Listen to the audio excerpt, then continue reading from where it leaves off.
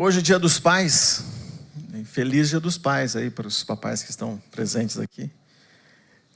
Momento que traz lembranças e reflexões profundas para mim. Parte disso é porque meu pai já não está aqui há mais de 10 anos. E eu lembro de algumas coisas, né, nesse momento, assim, sempre tem a lembrança, né? E alguns de vocês que estão aqui, provavelmente nesse mesmo momento, né? Durante bastante tempo, simplesmente falar isso, né? Meu pai já não está aqui, eu já não conseguia mais continuar falando, né? A emoção travava a continuação, porque ainda era um processo mais difícil. E eu entendo, né, aqueles que passam por isso. E também tem aqueles que, mesmo tendo o pai aqui ainda, quando falam do pai, lidam com alguma emoção. E, dos relacionamentos que a gente sabe que eles podem ter muitas nuances, né? Essa emoção pode vir porque o pai é uma pessoa super, mas ele está distante, é a saudade. Ou alguma coisa difícil na relação com o pai. E a gente entende isso é comum, né? Ainda que a gente esperava, né, que fosse sempre falar bem, né, dessas relações fraternas, fosse tudo sempre muito bom. Mas a gente sabe que isso é um desafio. E hoje, por causa do dia, né, inclusive a gente tem tem um culto a menos por conta disso, né? A gente só tem esse aqui e o próximo vai ser à noite. Então, a gente, tudo está voltado, né, na direção da paternidade. E para a gente começar uma conversa aqui, já nesse assunto, aqui junto com o GG e com o Paulinho. Paulo, conta para a gente uma lição profunda que você aprendeu na vivência com seus filhos ou com seu pai. Nossa, eu aprendi muita coisa com meu pai. Eu lembrei, Simvaldo, de uma experiência que eu tive com meu pai. Com a primeira, eu faço músicas, né? Escrevo músicas. E eu comecei a fazer tendo 12, 13 anos. E eu lembro a primeira vez que eu decidi mostrar para o meu pai uma música. Eu sempre fui muito tímido e teve uma primeira vez que eu falei: essa aqui eu acho que ficou boa, eu vou mostrar para ele. A primeira coisa que eu mostrei para alguém, eu já escrevi algumas coisas e tal. E aí eu decidi mostrar para ele. Falei: essa aqui eu vou mostrar para ele, mas não vou dizer que é minha. E aí eu mostrei para ele. Aí ele ouviu até o final, ele falou assim: isso é muito ruim, de quem é isso?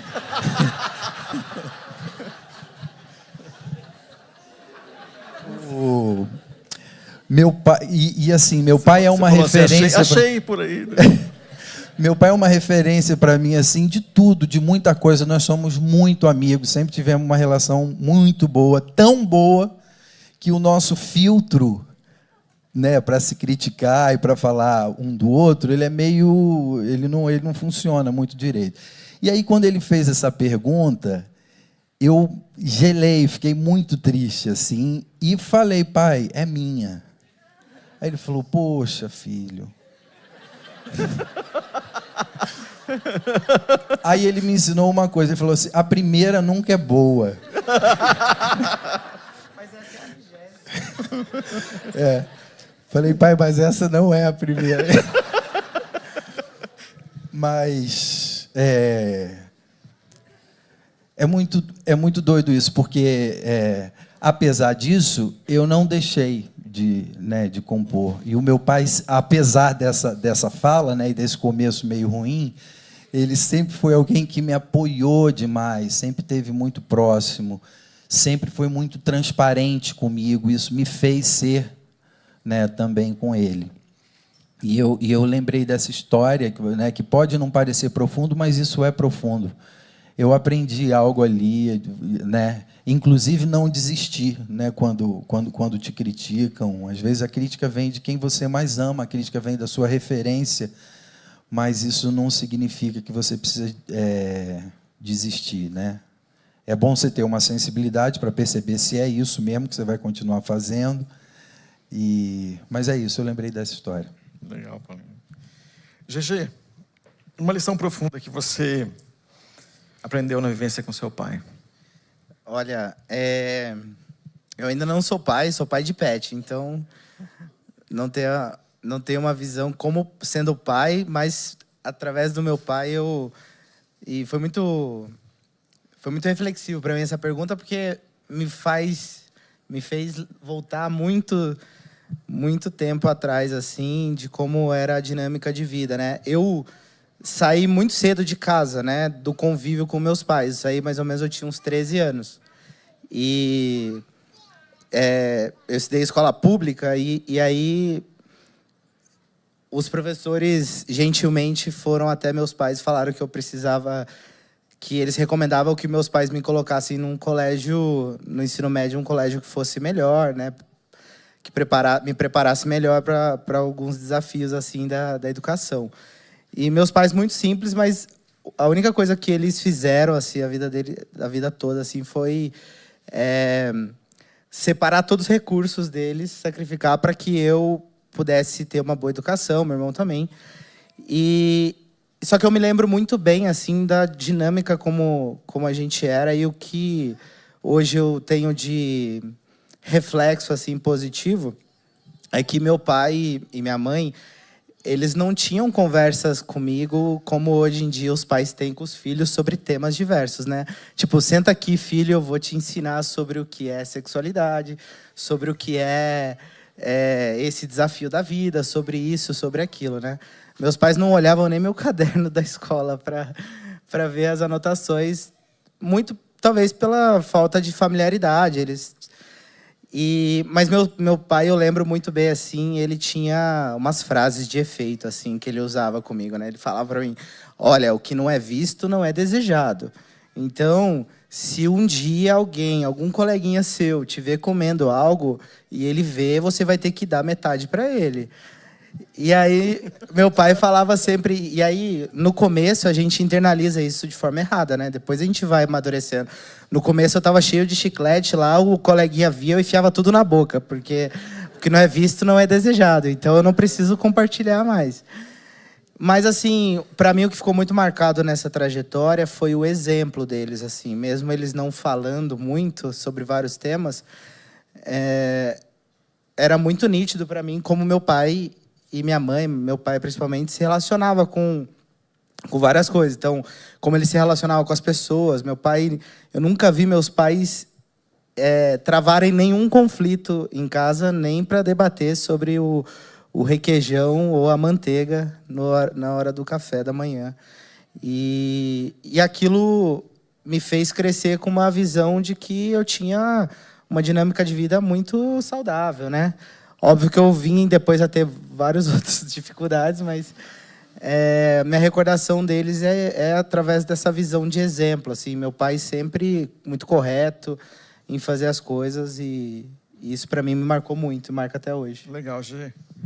Eu ouvi do meu filho no carro, vindo para cá, que ele leu de alguém esses dias, que nesses comentários de rede social, que das maiores deslealdades, então coloca de um lado uma coisa negativa para falar uma coisa positiva. Das maiores deslealdades é você ter os pais vivendo juntos e um pai funcional. Isso é resultado, né? Ele estava falando isso de alguém falando que isso te coloca na frente na hora das relações e te coloca na frente para você caminhar pela vida. Uma das coisas, eu já contei essa história, pelo que eu me lembro, eu acho que foi quando a gente estava com os casais aqui, numa dos nossos encontros, mas agora eu vou contar aqui, porque eu estou na frente do autor, né, dessa correção, desse ajuste que eu vivi, e ele me corrigiu quando ele tinha 5 anos. Então é o Pedro, meu filho mais velho, está aqui hoje, e ele me corrigiu com 5 anos, e um ajuste que carrego para a vida, e tenho tentado viver de um outro jeito desde aquele dia. Um dos problemas que a gente carrega na lógica do que a gente considera as gerações. É muito falado que nós, nesse tempo aqui, a gente está muito tempo de tela, e como a tela separa a gente das relações e tira a gente da vivência com os nossos filhos. Como se esse fosse um problema, e aí, lógico, o que acontece é que é diferente, né? Pensando nas gerações, a minha relação com meu pai, mas nossos pais lá, todo mundo que está mais velho aí, lembra, não tinha tela desse jeito, mas eles também se separavam da gente com outras coisas. E então agora falando mal do meu pai, ele lia revista, lia livro, lia jornal, e isso separava a gente. Separava de um jeito, assim, tinha um horário que ele via o noticiário, que a gente tinha que, né, não podia fazer nada, o barulho, tinha que, né, então tem uma outra forma de separar as relações, e que não é, agora a gente fala que é o celular, mas antigamente tinha também. Sendo honesto, então, aqueles que são mais velhos, aqueles que já estão aqui e estão na terceira idade, precisa ser honesto para reconhecer que é um problema. A gente separa com essas coisas, né? E meu pai, então, ele lia bastante. Ele é um leitor, assim, sei lá, um livro por mês, aquelas coisas bem ativas, assim. Lia a Bíblia bastante também. E quando eu entrei para o ministério em tempo integral, eu assumi que eu tinha que ser um leitor voraz também. E eu fazia isso. E aí a Adriana saiu para fazer alguma coisa e eu tinha que ficar com as crianças. Na época era só os nossos mais velhos, o Pedro e a Júlia. O Pedro, provavelmente 4 ou 5 anos. E a Júlia, 2 anos. E aí eles, né, a gente sentado no sofá ali na sala e eles brincando ali, a hora o Pedro pegava uma coisa e vinha trazer para mim, e ficava ali, indo e vindo, né, tentando chamar minha atenção para que eu interagisse com eles. E eu estava no meu mundo, ali com o meu livro, lendo, e ele vinha e me puxava, me mostrava uma coisa, e ele queria pegar minha atenção o tempo todo, eu olhando de trás para frente, percebo isso, né? E, ora, ia lá e tomava uma coisa da Júlia, e a Júlia reclamava, dava uma choramingada, porque chamar atenção faz o mais novo chorar que dá certo, né? E nem assim conseguia. Eu reclamava e fazia eles lá se interessarem por outras coisas e voltar para a minha leitura. E ele foi tentando, assim, me parece que foi mais ou menos 1 hora de tentativas dele. Chegou uma hora que eu sentado assim, ele entrou aqui, eu com o livro aqui, lendo. Ele entrou entre eu e o livro, me olhou assim, aqui, né, com o rosto aqui, quase encostado em mim, colocou as 2 mãos no meu rosto assim e falou assim: lê eu, papai, lê eu. Isso é uma lição que eu aprendi ali, com 5 anos. Eu não tive coragem de fazer isso com o meu pai, porque eu acho que o meu pai ele era tão durão que eu teria apanhado, né? Agora, se eu falasse para ele já na terceira idade, ele ia falar: não, eu não ia fazer isso. Mas né, eu estou falando do meu pai com 28 anos. Aí, com 28 anos é outra coisa, né? Quando eu tinha 5 anos, meu pai tinha essa idade. Então, mas nesse momento eu acordei para uma coisa que eu sofri e que eu estava fazendo com meu filho. Então, eu tinha que alterar essa lógica e decidi, e algumas coisas tomo como uma decisão de compreender que uma das principais missões que eu tenho nessa vida é ser pai. Então, eu estou presente, né? Estou presente na vida deles. E o que leva a gente a considerar, então, para um dia como hoje, para todos, e não é só para pai, é para quem é adulto. Para quem é adulto, e o desafio que nós temos de ser adultos, e agora usando esse termo que eu usei, né? Você é um adulto funcional, cristão, vivendo a vida cristã, de um jeito que as outras pessoas em volta de você falam: tem um lugar de equilíbrio, tem um desejo de acertar, tem um desejo de fazer as coisas acontecerem, a vida sendo funcional. Então, uma pergunta que todos nós precisamos responder de algum jeito é se nós somos o adulto que nós desejamos, que aqueles, né, se você não tem filho, mas um dia se você tiver, ou você que tem filho, se você é o adulto que deseja que seus filhos se tornem um dia. Você é essa pessoa? Ou se você já pensou assim: não vou ter filhos. Então, você é o adulto que você gostaria que a próxima geração fosse como você? Isso é uma pergunta que a gente tem que considerar, porque nas nossas relações as pessoas estão olhando os nossos exemplos e olhando o que a gente faz, muito mais do que o que a gente fala. E a vida passa bem rápido, assim. E antes de considerar que isso é um papo de quem já viveu mais, quando você menos esperar, você vai estar falando isso. As coisas passaram rápido e eu nem percebi, já aconteceu um montão de coisa. E a consciência de ser breve, né? Da vida ser breve, a vida ser rápido, isso está presente num monte de texto dos livros, da poesia, da música. A gente carrega isso aí. Uma música que fez sucesso há 2 anos atrás, ou 3, a música Trem Bala, ela feita falando dessa... É tudo rápido. É tudo muito rápido. E aí ela embalou, eu me lembro desse sucesso, que estava na época, acho que é Dia das Mães ou Dia dos Pais, eu lembro que todo mundo colocava essa música para celebrar esse momento, para falar desse momento, mas essa música é uma música que traz essa lógica de... Tem fim. Passa rápido, aproveita. Só que quando a gente olha para isso, então pensando a gente como discípulo de Jesus, tem umas decisões que é para hoje, né, Paulinho? Hoje porque eu só tenho hoje. São decisões que a gente precisa tomar agora. Precisa tomar agora para a gente ser mais ágil, para a gente ver melhor. E aí, baseado nisso, tem uma coisa que a gente pode chamar, não está reconhecida assim, mas eu decidi chamar aqui, de teologia da mudança, que é o que a gente encontra nos escritos de Paulo.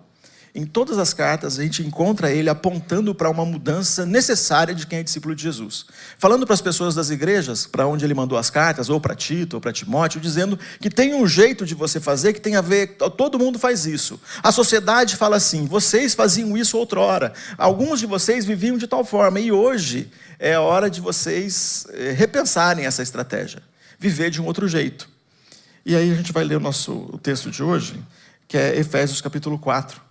Você lê para a gente, Paulinho, a partir do versículo 17, mas lê para a gente até o capítulo 5, versículo 2. Tá.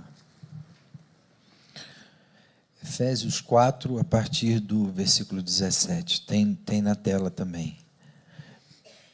Assim eu lhes digo com a autoridade do Senhor, não vivam mais como gentios, levados por pensamentos vazios e inúteis. A mente deles está mergulhada na escuridão, andam sem rumo, alienados da vida que Deus dá, pois são ignorantes e endurecem o coração para Ele. Tornaram-se insensíveis, vivem em função dos prazeres sensuais e praticam avidamente toda espécie de impureza. Mas não foi isso que vocês aprenderam de Cristo. Uma vez que ouviram falar de Jesus e foram ensinados sobre a verdade que vem dele, livrem-se de sua antiga natureza e de seu velho modo de viver, corrompido pelos desejos impuros e pelo engano. Deixem que o Espírito renove seus pensamentos e atitudes, e revistam-se de sua nova natureza, criada para ser verdadeiramente justa e santa como Deus. Portanto, abandonem a mentira e digam a verdade a seu próximo, pois somos todos parte do mesmo corpo. E não pequem ao permitir que a ira os controle. Acalmem a ira antes que o sol se ponha, pois ela cria oportunidades para o diabo. Quem é ladrão, pare de roubar. Em vez disso, use as mãos para trabalhar com empenho e honestidade, e assim ajudar generosamente os necessitados. Evitem o linguajar sujo e insultante. Que todas as suas palavras sejam boas e úteis, a fim de dar ânimo àqueles que as ouvem. Não entristeçam o Espírito Santo de Deus, o selo que Ele colocou sobre vocês para o dia em que nos resgatará como sua propriedade. Livrem-se de toda amargura, raiva, ira, das palavras ásperas e da calúnia, e de todo tipo de maldade. Em vez disso, sejam bondosos e tenham compaixão uns com os outros, perdoando-se como Deus os perdoou em Cristo. Portanto, como filhos amados de Deus, imitem-no em tudo o que fizerem. Vivam em amor, segundo o exemplo de Cristo, que nos amou e se entregou por nós como oferta e sacrifício de aroma agradável a Deus. Amém. Senhor, usa a Tua palavra para falar aos nossos corações. A gente tem nessa divisão aqui, Paulo começa falando sobre a unidade, sobre as relações numa comunidade de fé. E ele começa falando desse caminho e dizendo, sejam e não sejam, façam e não façam, o que tem que mudar? Antes vocês faziam isso, então tem uma cultura nova que vocês precisam estabelecer nessa relação. Tem coisas que vocês faziam, jeito de você pensar e coisas que vocês precisam renovar a mente. Então esse é um tema recorrente, de uma transição, de mudança, de não fazer a mesma coisa. E a gente tem um processo de reconhecer que as coisas não estão funcionando do jeito que todo mundo faz. E aí essa lógica né, materna, né? Você não é todo mundo, você já ouviu isso? E você confirma isso no decorrer da vida, que a gente de fato, essa resposta, porque todo mundo faz, não vai funcionar. Então nós, ao decidir ser discípulo de Jesus, ao decidir que Jesus é nosso mestre, nós temos uma outra lógica. Nós não fazemos o que todo mundo faz. E nós não fazemos porque, às vezes a gente vai considerar, mas aí que vantagem a gente tem? Vai ser difícil, porque em muitos momentos você não vai ter vantagem, ou não verá vantagem. E na maioria dos lugares que você pode estar convivendo, você vai perceber o desafio de fazer diferente do que a massa, do que as pessoas fazem irrefletidamente. E Paulo está repelindo essa lógica que leva vantagem, essa lógica de comportamento, onde você pega uma coisa que não é sua, né?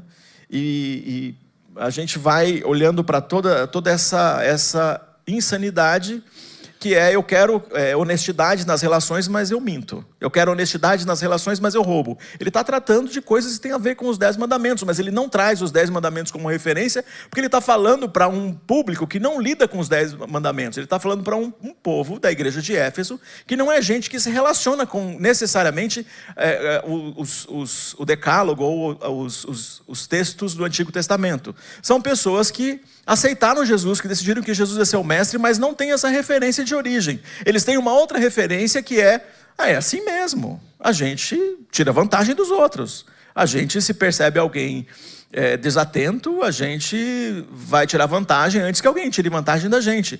Aí ele começa a falar como que vocês vão viver o novo jeito de viver a fé. Como discípulo de Jesus, vocês têm uma transição e uma coisa que vocês precisam fazer uns aos outros. E aí o texto vai levando para essa forma que ele vai colocar de forma prática.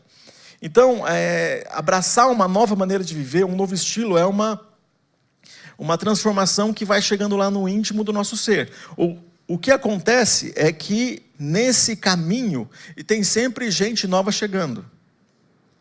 Sempre gente nova chegando, e esse desafio da gente cuidar e ajudar as outras pessoas, ele usa nessa leitura aqui, um termo que parece com o despir, né? Com o tirar as velhas roupas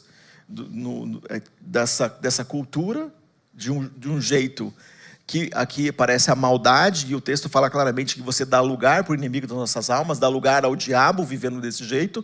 Você escolhe despir, né? Tirar essa roupa que não tem nada a ver com a nova vida, com a nova criatura, e quando você veste essas novas roupas, tem um novo jeito de olhar para a vida, de viver a vida e se responsabilizar nos nossos relacionamentos. E o caminho desse texto, então, se você continuar aqui no capítulo 5, ele está no caminho da prática, falando essa questão da mentira, da verdade, de como a gente vai se relacionando. Fala de como a gente vai chegar nisso, mas no capítulo 5 ele vai chegar no detalhe. Ele vai falar dos maridos, vai falar das mulheres, vai falar dos filhos, vai falar do trabalho, vai falar do detalhe de como é que essa nova vida acontece. Falando de como é fácil da gente se perder nessas relações. E ele, então, manifesta esse processo de que a gente deve entrar nessa mente renovada. Então, a mente renovada é o princípio para chegar nas ações, que são diferentes. E aí ele começa a falar, se você olhar no texto aí, você vai ver que ele fala de algumas ações, e eu vou mencionar. Não vou falar de todas, isso aqui dava para a gente falar muito tempo, mas eu vou falar aqui, no versículo 25, ele fala da mentira, para a gente trocar a mentira pela verdade. Ele usa esse binômio, ele vai fazendo isso, e Uma mente renovada fala a verdade. E então, você e eu sabemos, não é um problema desse povo aqui, é que é muito fácil você viver um relacionamento de mentira. Ou você praticar a mentira até nos relacionamentos de vida aqui na comunidade de fé. E Paulo sabia que isso também era possível lá. Ele sabia que isso estava acontecendo, ou que isso acontecia. Então, a tendência de mentir do ser humano é essa que você conhece. É essa que você já sofreu algum dano por alguém que mentiu para você, seja para aplicar um golpe, ou para alguém que mentiu para você numa coisa boba que você relevou. Você achou, isso não importa. Ou alguma coisa que uma pessoa que era muito especial para você, ela mentiu e isso, né, destruiu a relação de confiança que você tinha. E, por outro lado, a gente pode dizer a mesma coisa. Algo que você, na sua jornada, mentiu a alguém. Então, Paulo está falando de uma transformação aqui, de uma mudança. Um fundamento para as relações saudáveis é a verdade. E a verdade para essa relação familiar ou para essa relação comunitária, ela é decisiva para que a gente tenha a vida dos nossos relacionamentos. E ele vai usando isso, mas a gente ouviu aqui na história do que o Paulo contou para a gente, que o pai dele, por não saber, né, quem é que tinha escrito a música, falou a verdade. Agora eu fiquei, na hora que o Paulo estava falando, ele já tinha contado essa história num outro momento, a gente conversando, eu fiquei pensando que se fosse um dos meus filhos trazendo a música, e eu soubesse que foi ele que escreveu, e aí papai, mamãe, e aí? Você ia dizer o quê? Né? A gente vai ter que aprender a falar a verdade em amor. E essa é a proposta de Paulo. Na teologia da mudança, porque na sociedade a gente está vivendo, a gente está levando por uns caminhos que não são os caminhos da verdade, mas a gente precisa aprender a falar a verdade em amor. E de vez em quando a verdade é falada, e aí, para você que é o adepto de ser sincero em tudo, não é isso que a Bíblia ensina, não. Paulo ensina para você ser sincero, para você falar a verdade, mas que o amor direcione essa verdade. Porque se você falar a verdade sem amor, eu diria aqui que pelo menos, provavelmente a maioria de nós aqui, vai preferir a mentira amor. Você já imaginou isso? Você que é o sincerão, a sincerona, reconsidere essa estratégia para que ela seja direcionada pelo amor. Que a marca do discípulo de Jesus é o amor. Então, ao falar a verdade, ela deve estar sempre direcionada e temperada pelo amor. E quando você fizer isso, eu vou ouvir a verdade, mas vou conseguir lidar com ela de um jeito melhor. Quando a gente não faz isso, a gente vai trazer muito dano. Mesmo falando a verdade. E aí tem uma resposta cínica no final que talvez você já tenha ouvido. Mas eu só falei a verdade. Mas esmagou. Mas fez chorar. Mas fez uma angústia crescer. Fez o medo ficar, não vou nem falar nada com meu pai. Imagina, eu vou falar alguma coisa com a minha mãe. Vou falar alguma coisa para o meu irmão. Vou contar uma coisa boa que aconteceu para o meu irmão. Não vou falar. Porque a verdade dita sem amor, ela não é amor. Não revela amor. E algumas vezes a gente falou assim, agora eu vou falar isso, eu vou falar. E essa motivação não era amor, né? Era qualquer outra coisa. Pode ser até ódio. Eu só disse verdades. Eu vou falar umas verdades para ele e para ela. Paulo está chamando a gente para repensar nossa estratégia. E junto, né, sempre tudo isso está interagindo, né? Se a gente fizesse um quadro aqui, a gente colocaria todos esses pontos interagindo. Ele coloca nos versículos 26 e 27, ele fala de ira para calma. Mas imagine então a verdade, amor, a verdade, coloque a verdade, né, da mentira para a verdade, mas coloque aqui a verdade na ira. Tem que repensar a forma como ela é falada. Mas quando ele coloca a ira como uma estratégia, como o jeito que as pessoas decidem, ele está trocando aqui, colocando para a gente mudar. para essa emoção que é tão humana, que é tão presente, e que às vezes ela pode dominar a gente, e a palavra de Jesus, né, que o sol não se ponha sobre a sua ira, né? Palavras do Novo Testamento que a gente encontra em Jesus. A ordem é não permitir que ela se transforme em pecado, que ela não vire um lugar de amargura, que a ira vire, né, você é conhecido pelo quê? Como que as pessoas te conhecem?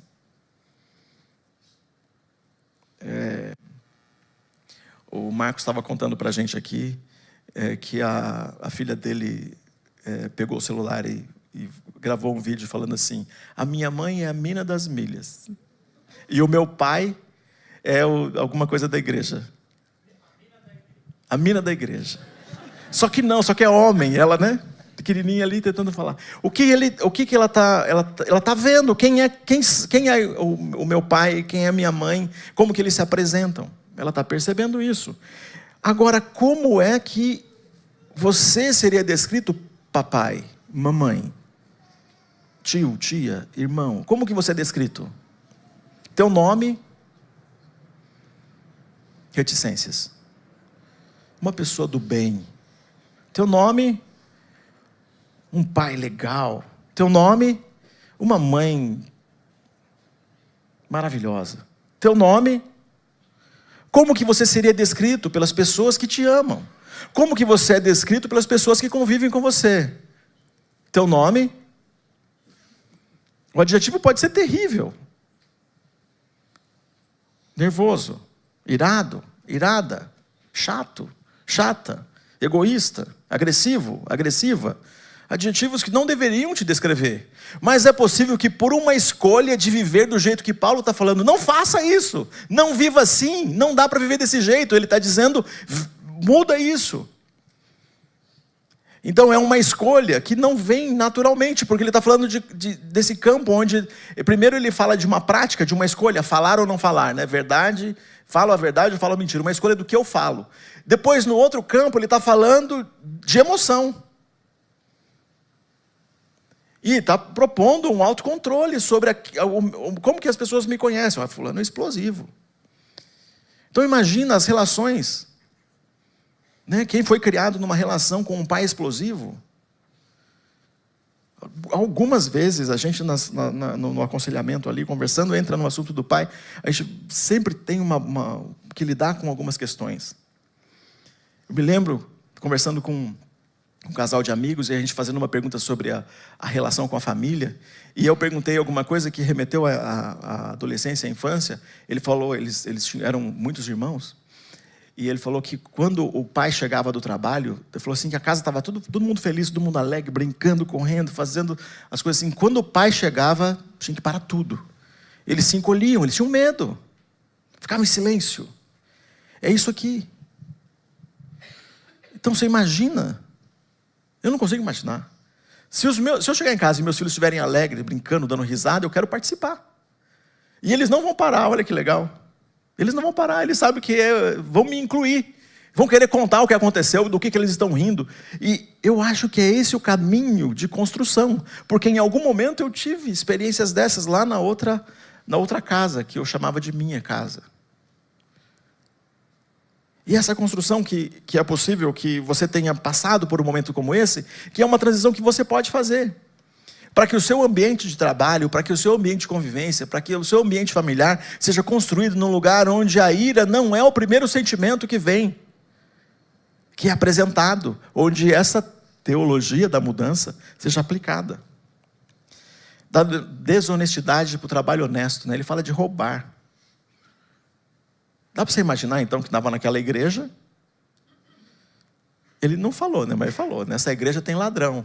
Ele falou, está falado, gente. Se quem é mais esperto, na hora que começa a ler a carta, assim, a pessoa já pega e fica assim, olha para a bolsa, já pega a bolsa. Põe do lado. Aquele que estava sem a carteira, estava solto ali, já pega a carteira. E alguém aqui é ladrão e até o Paulo sabe, eu estou moscando. Tem ladrão aqui, porque senão ele não tinha escrito. Então saber, quando a gente fica romantizando as igrejas lá, lembrar que as igrejas eram feitas por pessoas como nós, gente que está no processo, que está no caminho. Gente que está no caminho de deixar coisas e deixar o jeito de viver que vivia antes e agora começa a viver uma novidade. E o outro, né, versículo 29 a 30, das palavras destrutivas para palavras edificantes. A gente está acostumado, eu lembro que minha mãe, ela era muito durona com esse negócio de falar palavrão. Né, muito firme assim, e cobrava da gente. Eu vou colocar pimenta na sua boca. Coisas bem carinhosas assim. Né? Que se ela tivesse aqui, tadinha, ela ia ficar envergonhada. E ela ia até falar, eu falei isso não. Eu lembro. Quem apanha não esquece não. Eu me lembro. Me lembro que uma vez estava tomando banho e ela fez isso. Mas olha só que desafio, né? Quando a gente vai ao pé da letra, então lembra que as traduções da Bíblia, elas têm essa escolha. Qual é a intenção do autor e qual é o que foi escrito? Se nós pegamos aqui o texto, né, eu estou lendo aqui na NVI e vocês ouviram na NVT. Então a tradução tem que ficar lidando com essa, ou a intenção do autor ou o que foi escrito. E se a gente se apegar ao que foi escrito, a gente vai fazer essa questão que a minha mãe fazia e que muitos de nós fomos criados assim, onde não podia falar nada, nenhuma insinuação de um palavrão, e você estava pego. Castigo e briga e tal, você provavelmente teve que lidar com isso. Porque pegou textos como esse aqui e tratou ele ao pé da letra. Principalmente porque, há 30 anos atrás, a tradução que nós tínhamos mais presente eram traduções dessas, como essa. E os pastores estavam, os líderes das igrejas estavam tratando mais as coisas ao pé da letra do que considerando coisas como eu estou falando aqui para vocês agora. Mas, gente, o que ele está falando aqui é que nós sejamos um presente na vida do outro. No sentido de eu vou falar palavras que edificam. No sentido de que não é uma palavra, não sai da sua boca uma palavra. É possível, olha só que coisa, é possível você destruir uma pessoa sem dizer um palavrão sequer. Você não fala um palavrão, você não fala uma palavra dessas que nós classificamos como palavrão na nossa cultura ou em qualquer outra cultura, e a gente humilhar e destruir, esmagar uma pessoa, um filho, a filha, a esposa, o esposo, o pai, a mãe. É possível você fazer isso. É disso que o texto está falando. Porque se a gente apega só a essa questão da palavra, especificamente do palavrão, a gente não vai tratar o problema que é maior, e alguns de nós, sem ter ouvido nenhum palavrão, teu pai e tua mãe não disseram nenhum palavrão contra você. Mas você carrega marcas emocionais de coisas que se você não decidir agora, num processo terapêutico, num processo de aconselhamento, num processo de elaborar isso num pequeno grupo, você carrega essa dor de você ter uma ferida que parece que é incurável pelas coisas que você cresceu ouvindo. Então, a conversa aqui de Paulo fala assim, não sai, esses assuntos, essa construção que as pessoas fazem que destrói, que esmaga os outros, precisam parar de fazer. Que a sua comunicação, não é a palavra, que a sua comunicação seja para construir o melhor na vida do outro.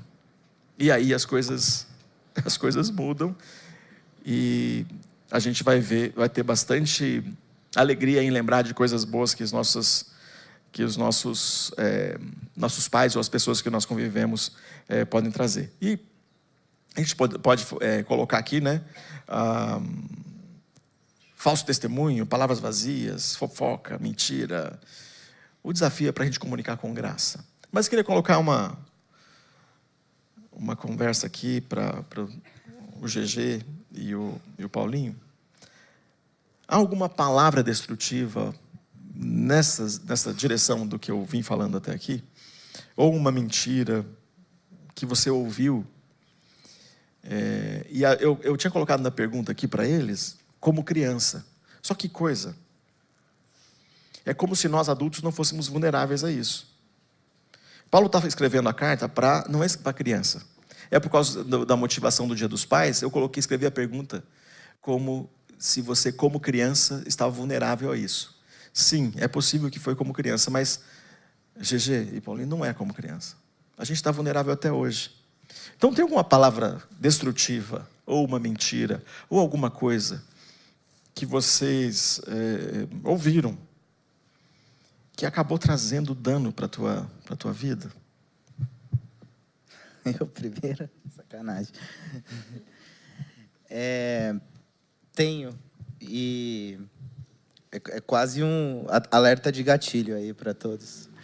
É quase um trauma... Já é um trauma domesticado, praticamente. Ele já tem pedigree, já tem árvore genealógica. Mas, assim, eu comentei com vocês, né, sobre os meus pais e tal. E meu pai, eu acho que, abstraindo um pouco de como ele conduziu minha vida, assim, na infância, é quase que, na minha visão, desejos que ele tinha para a vida dele que ele não conseguiu realizar, ou os pais não ofereceram para ele, né? Então, estudar. Então, desde criança, meu pai sempre me colocou em aula de pintura, aula de instrumento musical, aprender a tocar um violão, né, e tal. E ele sempre me instigou a isso. E quando ele foi me direcionar para a parte da educação, para estudar num colégio melhor, enfim, eu acho que era porque ele não conseguiu, ele não teve o acesso que os irmãos dele tiveram, que foram para a faculdade, enfim. Só que quando ele me direcionou para isso, tanto que meu pai é um agricultor, né? E aí os irmãos já estudavam, faziam faculdade, ele ficou nessa trajetória meio que do pai dele. E o meu sonho de infância era ser igual a ele.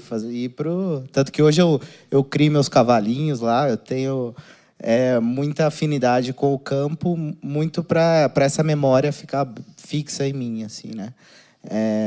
Eu achava que era mais barato fazer isso. E aí, quando meu pai me direcionou, eu falei, não, pai, eu vou fazer... Era um colégio técnico que ele me direcionou. Eu falei, não, pai, eu vou fazer agropecuária para ser igual a você e tal. Ele falou, não, você não vai fazer agropecuária, você vai fazer esse negócio de tecnologia aí, que eu acho que vai dar mais futuro. Aí eu nem sabia o que era, né? E eu achava que tecnologia era aprender a mexer no Paint e no Word, né? Digitação. E aí, nesse contexto, meus pais me mirando, né, para um futuro que eles vislumbravam, meio quase que ainda nebuloso, mas era meio que um instinto assim. Eu ouvi muito, inclusive dentro da própria igreja, de que eu não conseguiria chegar lá. Então, várias pessoas falando para mim, falando para meus pais, né, chamar meus pais, deixa eu te dar um conselho, seu filho vai se perder, né? Seu filho vai morar sozinho com 13 anos, ele vai se perder. Ele vai ser exposto a coisas das piores que a gente tem. E aquilo começou a forjar em mim um sentimento de que, tipo, eu não era para mim aquele novo contexto que estavam meio que me convidando a ir, né? E aí eu não queria ir, eu chorei para os meus pais, falei, não quero ir. Meus pais, eu tinha que morar na escola, trabalhar na escola, né? Um dos traumas meus hoje é lavar louça, porque eu lavei muita louça na minha infância. E eu falei, não, eu não quero ir. Meus pais falaram, não, é pro seu bem, vai, confia. E é o famoso, o pai sóbrio assim, mas depois que vira as costas, chorando, né? Só que aquilo começou a me forjar no sentido de, começou a me estimular a falar assim, não, eu posso. Estão falando que eu não posso, então é agora que eu posso. Então, eu comecei a me instigar sempre a... E aí eu cresci com uma sensação, e eu tenho essa sensação até hoje, né? A minha esposa me ajuda muito a equilibrar os pratinhos, assim. Mas eu tenho uma sensação hoje que é como se eu sempre tivesse que correr 2 milhas em relação àqueles que precisam correr 1 milha. Então, parece que eu sempre tenho que ir a fundo, sempre que eu tenho... Então, tudo eu tenho que estar pronto, assim, mais pronto do que a média. Então, né, eu tô trabalhando numa empresa suíça, só falo outra língua e tal, e eu não tive na minha infância aula de inglês ou coisa do tipo. Eu falo, caramba, eu tenho que estar a 2ª milha de novo. né? Então eu tenho que ir a fundo. E aí isso, de uma forma, me ajudou a alcançar alguns objetivos, que meio que eu virei obstinado, de certa forma, em algumas coisas, criou vários outros problemas na minha vida, né? Por exemplo, eu com a minha esposa, ano passado, a gente foi trocar o carro, e assim, eu entro numa discussão para ganhar. E aí a gente foi e eu racionalmente mostrei para minha esposa o quanto era ela tá aqui, eu nem tô olhando para ela não. A gente foi trocar o carro assim, eu provei para ela, fiz valuation, mostrei tudo, fluxo de caixa, falei, olha, o carro é muito melhor, muito mais eficiente, mais barato. Fiz todo o plano de negócios para mostrar para ela por que a gente precisaria trocar de carro, né, dado essa obstinação que eu fui forjado. E levei ela para fazer o test drive, já tinha assistido 16 horas de YouTube, de review daquele carro, enfim. E levei ela para fazer o test drive, falei, olha que incrível e tal. E eu só não considerei uma coisa, que o carro tinha que ser útil para ela também, não só para mim. E esse é um pouco dos reflexos de como isso foi sendo forjado em mim, dessa obstinação, de querer sempre, de achar que... E aí hoje isso é muito ruim para mim, porque eu falei que está domesticado, é porque eu não transponho muito, mas minha esposa é uma escutativa em casa, que é sempre essa sensação, parece que eu tenho que me dar 1000% daquilo que eu estou fazendo, e na verdade não é, mas parece que eu sempre tenho que ir muito mais a fundo, tenho que estar muito mais preparado, muito mais pronto para algumas coisas. É um Obrigado, desafio. Gê. Obrigado. Engraçado, Simval. Essa pergunta para mim foi muito difícil, sabia? Eu fiquei pensando e assim, eu percebi uma coisa, que ou eu fui, sei lá, ou eu tive muito carinho e fui muito privilegiado na minha vida, de estar sempre cercado de pessoas que eu acho que foram muito graciosas e muito cuidadosas comigo, ou faltaram com a verdade na minha vida. Ou tudo foi uma mentira. Mas eu estava lembrando de uma que eu já era grande. A primeira vez que eu fui, já falei, isso aqui pode ter gente que lembra, a primeira vez que eu fui convidado para tocar numa conferência grande, dessas que vai um monte de gente, um monte de igrejas e tal, e eu lembro assim, começou num dia de noite, então eu toquei já naquele primeiro dia, assim, detalhe, eu tinha 20 e poucos anos, eu fiquei muito feliz com esse convite, caramba, uma conferência grande, me chamaram para ser responsável por tocar. Eu dirigia louvor nos jovens, na minha igreja, isso ainda lá em Niterói, e tal, nos adolescentes e tal, mas pela primeira vez alguém falou, Paulo, você faria para a gente louvor nessa conferência? E aí fiquei super feliz com aquilo e fui. Toquei na sexta-noite. Aí no sábado de manhã, eu estava na piscina, outros pastores, né, dessas conferências, eu não era pastor ainda, na piscina, e aí se aproximou de mim um senhor. E esse senhor se aproximou de mim e falou, e aí, tudo bem? Eu falei, tudo bem e tal. Aí ele me perguntou, a primeira vez que você vem na conferência? Eu falei, a primeira vez. E o senhor? Ele falou, eu já venho há muitos anos e tudo mais. Eu falei, poxa, que legal e tal. Aí ele me perguntou, você está gostando? Eu falei, estou gostando, achei muito bom ontem à noite e tal. E aí eu perguntei para ele, e o senhor? Está gostando? Ele falou, é sempre muito boa essa conferência. Sempre maravilhoso. Ontem à noite, para mim, assim, só teve uma coisa que eu não gostei. Eu acho, gente, que é porque eu estava com o meu cabelo molhado ali na piscina, ele não me e sem óculos, ele não me reconheceu. E aí eu perguntei, o que o senhor não gostou? Ele falou, o louvor esse ano não está bom.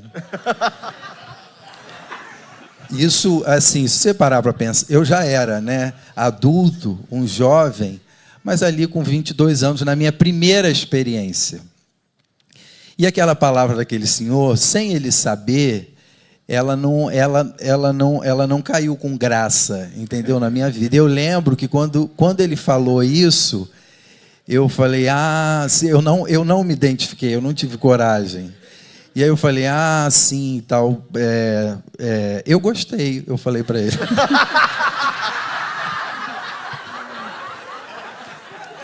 E aí, depois, ao longo da conferência, eu creio que ele se escondeu de mim, porque eu não vi mais ele. Eu não sei se ele identificou ou não, mas enfim, aquela palavra... Ele resolveu ir embora, estava tão ruim que ele resolveu ir embora.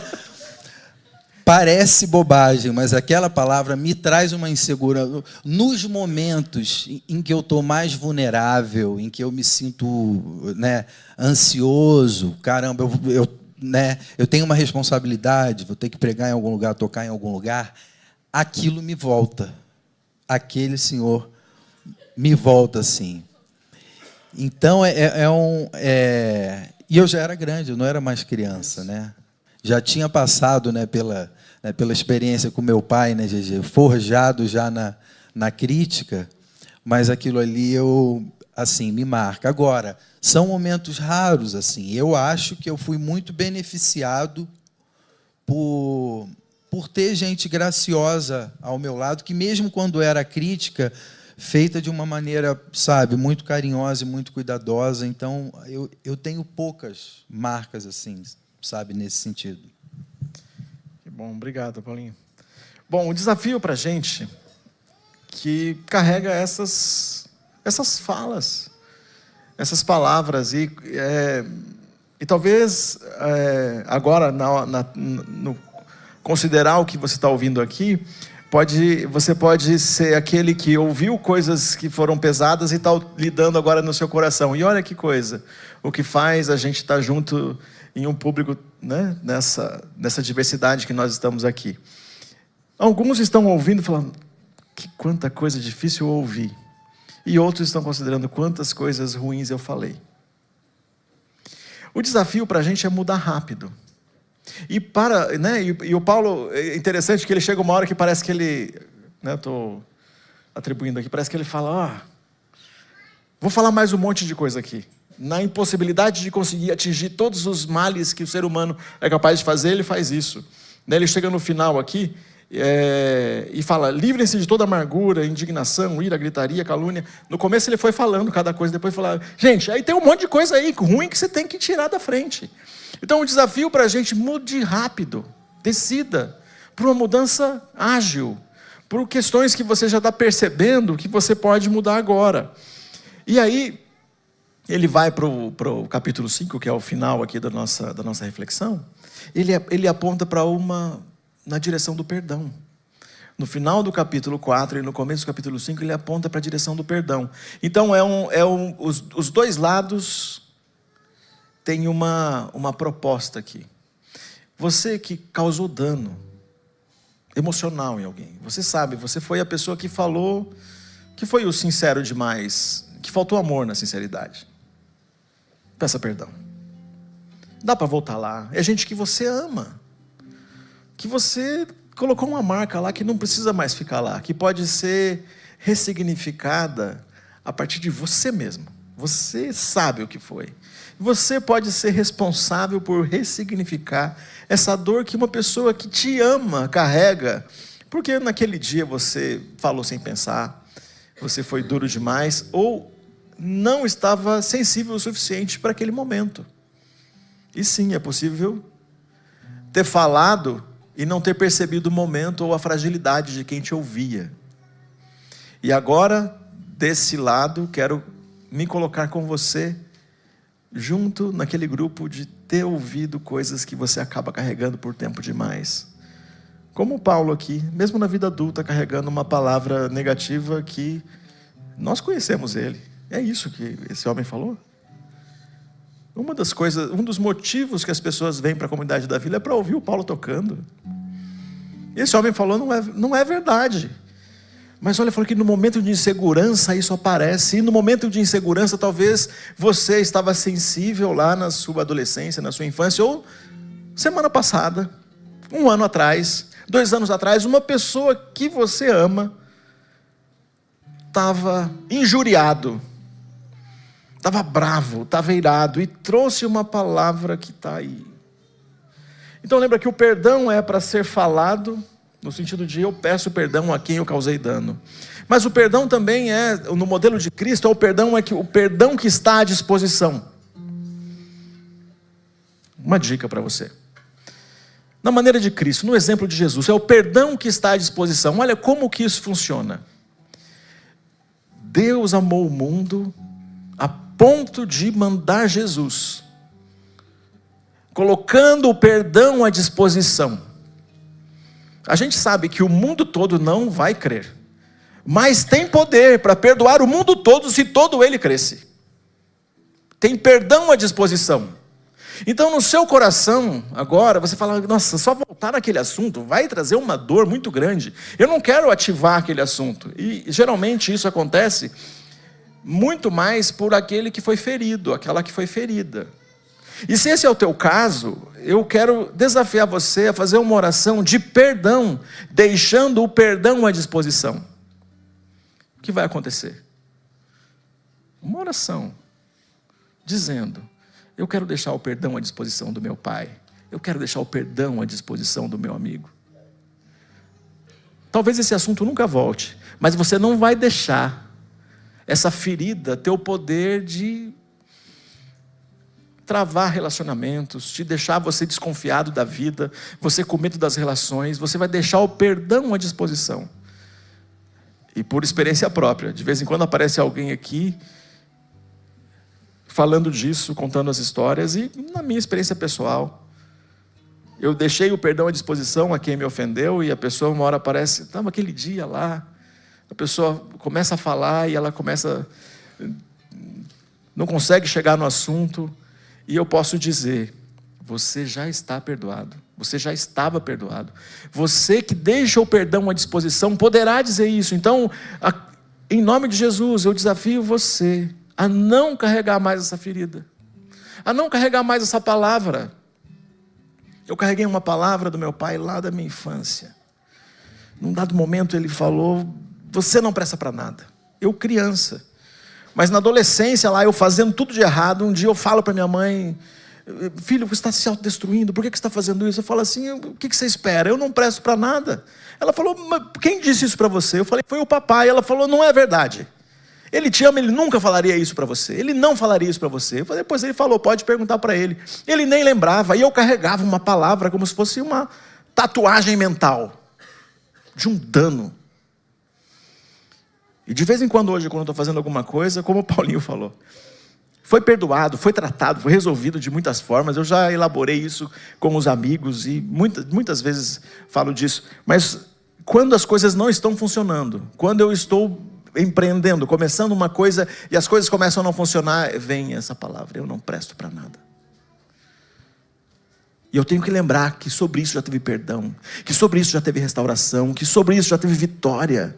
E é essa lembrança que é para a gente trazer, lembrando, né? Sejam meus imitadores e vivam em amor, como também Cristo nos amou e entregou por nós como oferta e sacrifício de aroma agradável a Deus. Essa mutualidade, onde de vez em quando a gente vai precisar fazer isso, e a gente conhecendo como equipe, conhecendo, olha o que a gente faz, conhecendo aqui o Paulo, que vocês conhecem, a gente como equipe, a gente elogia ele, a gente reconhece ele, como eu fiz agora há pouco. Por quê? Porque nós sabemos que é nessa relação de comunidade, nessa relação de proximidade, de amizade, que essa palavra lá atrás, a gente faz com que ela seja mentira, e a verdade vai ser repetida, a exaustão, para que ele saiba que os dons dele estão aí para ele abençoar a comunidade, e nenhuma palavra que é mentira será usada para apagar a capacidade dele de nos abençoar. Então, papai, mamãe, irmão, irmã, filho, faça isso. Use tua capacidade para tratar essas feridas hoje, o mais rápido possível. Mudança rápida, para abençoar, para transformar, para fazer com que as palavras positivas e aquilo de bom que a gente tenha transborde e chegue para muita gente. Vamos fazer uma oração? Senhor Pai Todo-Poderoso, nós aqui temos muitas histórias. Algumas delas é ruim de lembrar. Outras delas é muito bom. É lembrança que a gente quer ficar lá, reviver. Muitas vezes sentir de novo. Mas alguns aqui precisam lidar com coisas que fizeram, com coisas que sofreram. E nós, como discípulos de Jesus, nós queremos ser a comunidade, um lugar onde a gente trata essas dores. Hoje a gente tem consciência do perdão que está à nossa disposição e do poder do Espírito Santo para a gente ir a quem nós causamos dano e pedir perdão. E também queremos viver o exemplo de Jesus e tudo que Ele nos ensina, para que no poder dEle, porque sozinho a gente vai andar por aí ofendido, carregando ira, carregando ódio, mas nós queremos carregar aqui o perdão de Jesus. Senhor, enche o coração de cada um aqui do perdão, que o perdão esteja à disposição da nossa parte, para as pessoas que eventualmente nos trataram como não deveria, trouxeram palavras e coisas que a gente não gostaria de ter ouvido ou vivido. Seja o teu poder sobre a nossa vida, seja a paz e a calma o sinal do teu poder, seja o amor a marca mais vista e experimentada por nós aqui, nas nossas famílias, nas nossas relações. Em nome de Jesus, amém.